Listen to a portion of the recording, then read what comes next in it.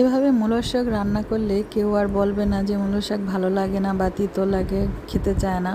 Hello viewers, আসসালামু আলাইকুম। সবাই কেমন আছেন? আশা করি আলহামদুলিল্লাহ সবাই অনেক ভালো আছেন। আমিও আলহামদুলিল্লাহ ভালো আছি। আমি আজকে আপনাদের জন্য নতুন একটা রেসিপি নিয়ে আসলাম। ডিম দিয়ে মূলার শাক, অনেক টেস্টি খেতে।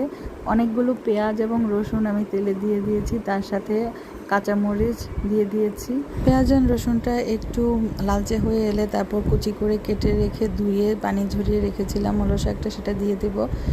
ভালো করে নেড়ে চেড়ে সেটা সেদ্ধ হয়ে আসলে আগে থেকে ডিমটা ভেজে আমি এভাবে কুচি কুচি করে রেখেছিলাম, সেটা দিয়ে দেব। তারপর ভালো করে নেড়ে চেড়ে নিয়ে নামিয়ে নেব।